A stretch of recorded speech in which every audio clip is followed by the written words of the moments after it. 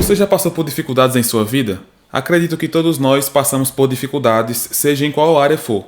Nós podemos ter desânimo, porque as coisas podem ficar muito difíceis para nós. O que nós devemos fazer então quando chega o desânimo, quando chega o cansaço? Nós muitas vezes desistimos de muitas coisas. Nós podemos desistir de uma atividade que nós quisemos colocar para frente, ou de um projeto que nós colocamos como um sonho, mas nós acabamos que desanimando por causa das dificuldades e aí acabamos desistindo daquilo. Isso pode acontecer também com a leitura da palavra. Em muitas ocasiões nós olhamos para a Bíblia, começamos a lê-la, começamos aquela leitura anual e nós nos sentimos motivados, nos sentimos animados. Mas aí vem as dificuldades, vem aquele texto difícil em 1 Crônicas, vem aquele outro texto difícil, uma genealogia grande, e aí nós nos perguntamos, como é que eu vou entender isso?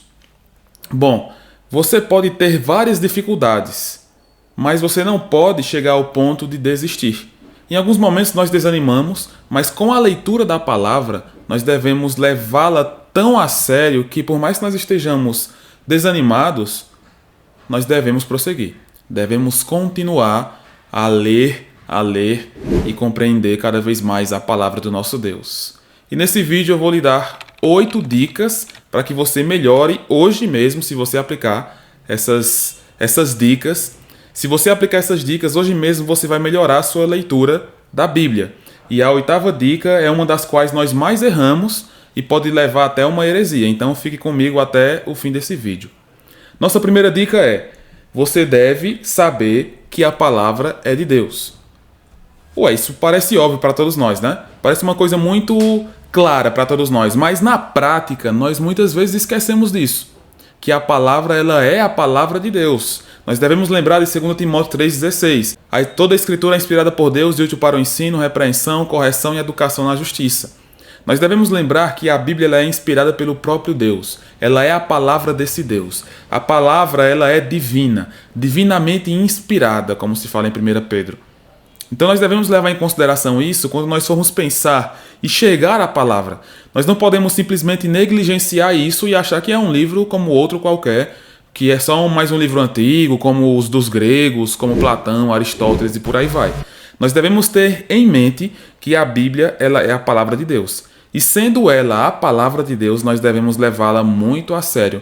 Nós não podemos deixar de lado a compreensão de que a Bíblia foi escrita por um Deus que criou todo o universo.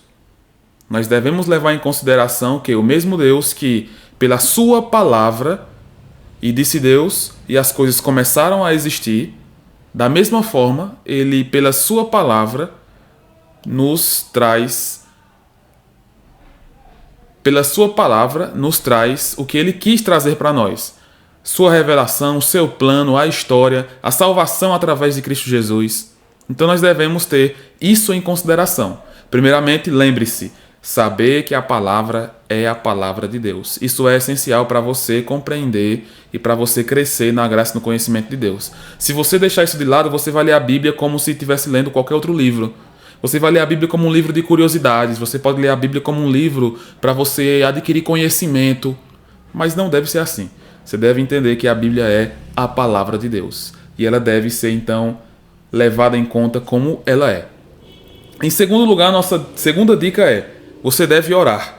Então você deve se chegar à palavra, você deve ler a sua Bíblia em atitude de oração. Você deve orar antes, você deve orar depois. E você deve levar em consideração isso porque lembre-se do que diz em 1 Coríntios capítulo 2, do 10 ao 14, que diz o seguinte: Mas Deus nos revelou pelo Espírito, porque o Espírito a todas as coisas perscruta, até mesmo as profundezas de Deus. Porque qual dos homens sabe as coisas do homem, senão o seu próprio Espírito que nele está? Assim também as coisas de Deus, ninguém as conhece, senão o Espírito de Deus. Ora, nós não temos recebido o Espírito do mundo, e sim o Espírito que vem de Deus, para que conheçamos o que por Deus nos foi dado gratuitamente. Disto também falamos, não em palavras ensinadas pela sabedoria humana, mas ensinadas pelo Espírito, conferindo coisas espirituais com espirituais. Ora, O homem natural não aceita as coisas do Espírito de Deus, porque eles são loucura, e não pode entendê-las porque elas se discernem espiritualmente. Porém, o homem espiritual julga todas as coisas, mas ele mesmo não é julgado por ninguém. Pois quem conheceu a mente do Senhor que o possa instruir? Nós, porém, temos a mente de Cristo. Devemos orar porque nós cristãos, nós que cremos em Jesus Cristo, que entregamos nossa vida a Ele, nós entendemos que temos o Espírito Santo. E nós devemos buscar cada vez mais depender desse Espírito Santo. E nessa dependência do Espírito, nós podemos então cada vez mais crescer nisso. Paulo diz em outra ocasião para nós não apagarmos ou entristecermos o Espírito. Então nós devemos buscar fazer o contrário disso. Trazer alegria para o Espírito Santo e trazer ânimo para as nossas vidas. Acender a chama do Espírito em nós. Então como nós podemos fazer isso? Lembre-se da comparação que Paulo faz aqui. Coisas espirituais com coisas espirituais. Coisas do homem com coisas do homem. Então nós devemos levar em consideração que a oração traz poder espiritual. A oração não é uma questão humana, carnal, mas a oração é algo espiritual. Nós devemos buscar cada vez mais depender disso. Depender da oração em nossas vidas. Sendo nós criaturas espirituais, sendo nós criaturas que buscam servir a Deus, nós devemos então orar constantemente. Devemos nos achegar à palavra em oração. Porque através das nossas orações, nossa mente pode então, através do Espírito, ser iluminada para que possamos compreender mais a palavra de Deus. Então lembre-se, nós não podemos negligenciar a atitude de oração na leitura da nossa palavra. Se nós fizermos isso, nós estaremos então cada vez menos entendendo a palavra. Devemos então estar em atitude de oração. Uma terceira dica para vós. Uma terceira dica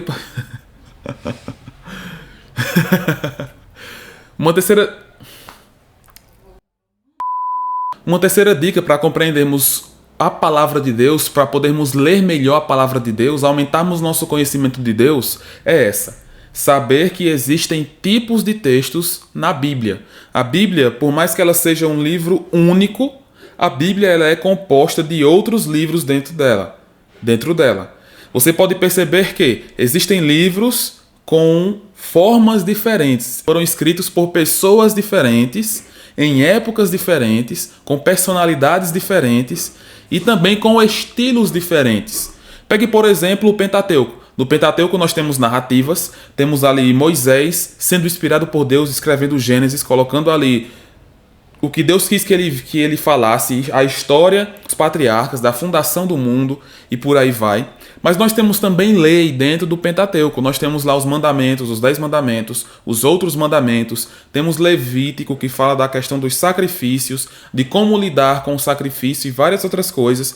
Então perceba que existem estilos diferentes e tipos diferentes de textos dentro da Bíblia. Nós podemos perceber também que os livros chamados de históricos, que vai de Josué até Esther, você vai perceber que estes livros eles são escritos de formas históricas, narrativas. Tem um narrador, tem personagens protagonistas, personagens secundários.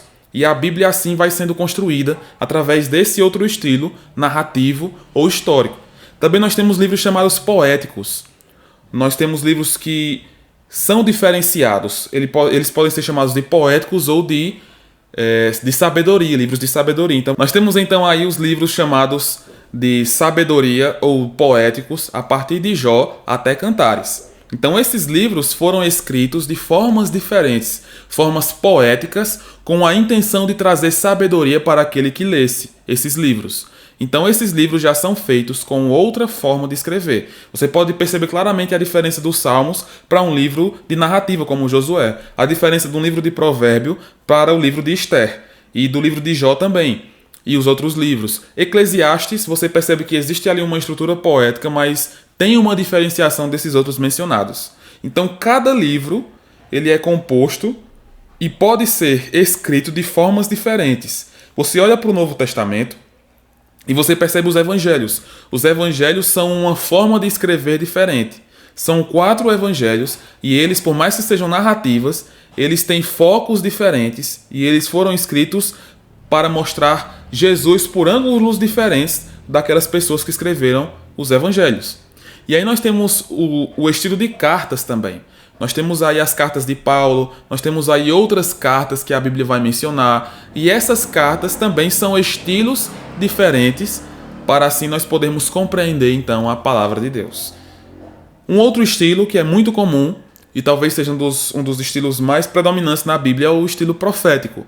E aí nós podemos perceber os livros que falam sobre profecias, Isaías, Jeremias, Lamentações e todos aqueles profetas. E no Novo Testamento nós temos Apocalipse, o livro que fala das últimas coisas, as profecias das coisas que virão. E dentro desses livros nós temos que entender também que ainda existem estilos dentro desses estilos. Então você vai perceber que, por exemplo, dentro do Evangelho, Jesus ali mostra profecias. Então existe o estilo evangelho, mas existem profecias ali dentro. E assim a Bíblia é construída. Se nós olharmos para todos os textos da maneira igual, nós vamos entender e interpretar da maneira errada. Nós vamos entender e interpretar de maneira equivocada. Nós devemos, obviamente, entender o contexto da maneira certa. Nós devemos entender que cada livro tem o seu estilo. Nós devemos compreender que cada livro tem a sua forma de ser escrita. A pessoa que escreveu, a circunstância em que ela escreveu. E quando nós compreendermos isso, nós vamos olhar para as Escrituras e compreender melhor e entender melhor. Quando nós olharmos para um Salmos, nós vamos entender, aqui é um livro poético, aqui é um livro de adoração para o povo. Então eu posso entender melhor esse livro a partir disso. Então eu posso entender que isso aqui é composto nesse contexto para que nós possamos compreender e adorar mais a Deus em forma de cânticos e em forma de poesia. E todos os outros livros. Nós não podemos esquecer disso. Dica número 4. Saber qual é o tema central das Escrituras. Isso é de extrema importância, porque muitas vezes nós olhamos para a Bíblia e nós achamos que ela é apenas um livro aleatório.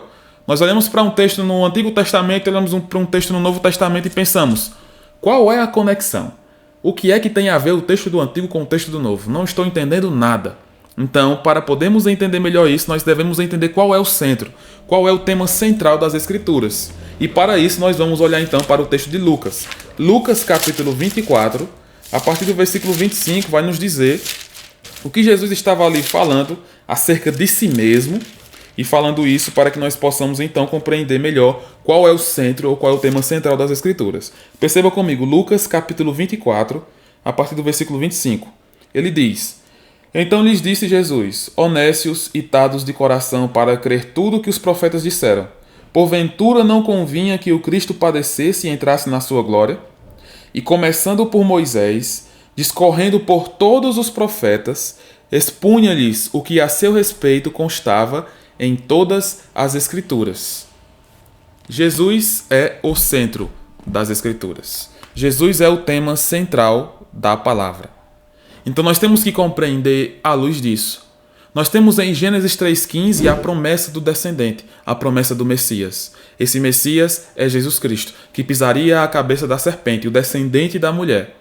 E em Apocalipse nós vemos que Jesus também está lá. Ele virá com os seus, com os anjos e os seus, para trazer juízo a essa terra.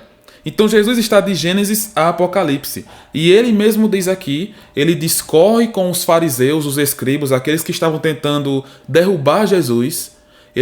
Jesus mostra para eles que a Bíblia fala acerca dele. O Messias prometido. O Jesus que deveria vir é ele, o Messias. Então de Gênesis a Apocalipse, Jesus está lá. Se pensarmos o que conduz, ou qual é o fio que liga toda a Escritura, é Cristo. A promessa do descendente. A promessa do Messias. E por que nós temos essa revelação? Para que nós possamos compreender que Ele é o meio da salvação. Se nós formos pensar no enredo todo das Escrituras, nós podemos pensar num Deus que proporciona salvação através de Jesus Cristo. Deus proporciona salvação através de si mesmo. Esse é o fio condutor. E quem é essa pessoa que produz essa salvação em nós? Jesus Cristo. Ele é essa pessoa. Devemos também entender isso, porque quando nós entendemos o tema central, nós vamos olhar para os textos e perceber que existe um fio condutor ali. Os textos estão interligados, por mais que tenham sido escritos em épocas diferentes, pessoas diferentes, personalidades diferentes e situações diferentes.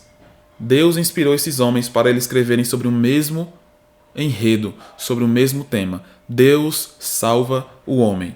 Deus salva o homem através de Deus, Filho. Esse é o tema da nossa palavra. Esse é o tema da Bíblia.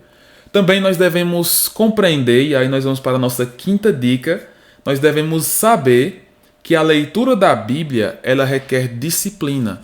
A leitura da Bíblia, ela não é algo que nós vamos alcançar 100% no sentido de entendimento, porque como ela é escrita por um Deus, como ela é inspirada por um Deus infinito, nós nunca vamos chegar a entender 100% da palavra, porque a palavra vem de um Deus infinito.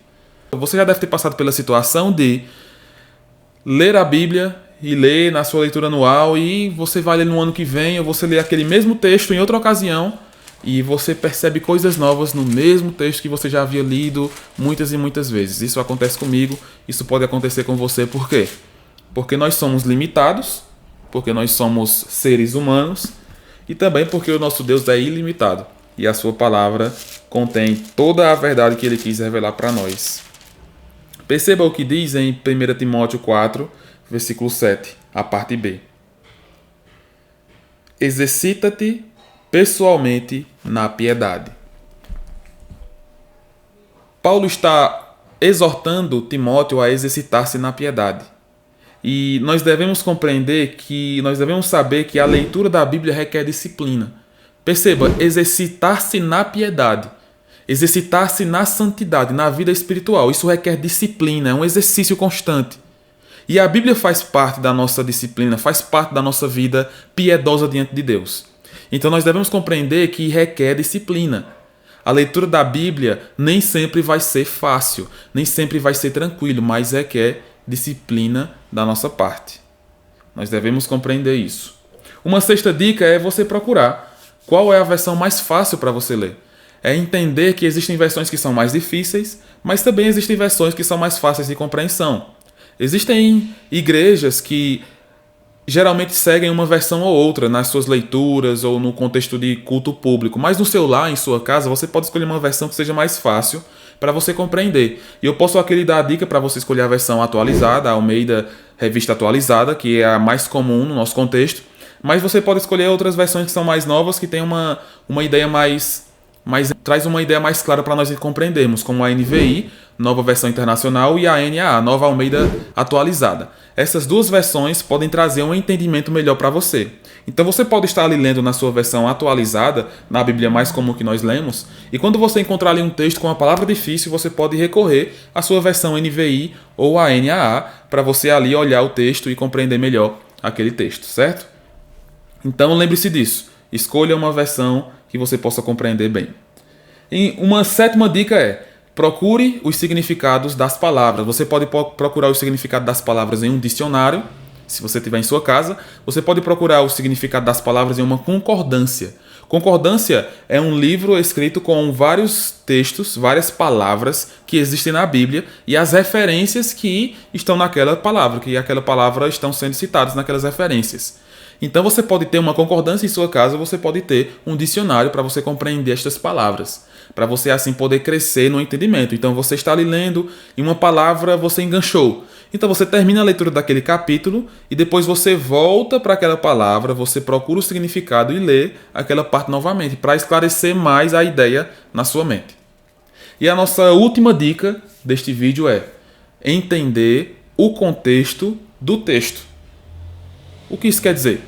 Eu tinha mencionado que essa é uma dica que nós muitas vezes negligenciamos, é o que nós muitas vezes erramos e muitas vezes isso pode levar a heresias. Por quê? Porque quando nós olhamos para um texto apenas com um versículo ou dois versículos e não compreendemos o contexto, o parágrafo em que o texto está inserido, nós podemos levar a confusão no nosso próprio entendimento. Nós podemos levar a um entendimento errado da palavra. Se nós entendermos o texto errado, nós vamos gerar esses problemas. Talvez não seja um problema assim tão tão grande no sentido de você não conseguir entender algo simples, mas pode ser problemas mais complexos dentro de um texto que você só vai poder entender se você compreender o parágrafo em que aquele texto está inserido. E como é que a gente entende um parágrafo?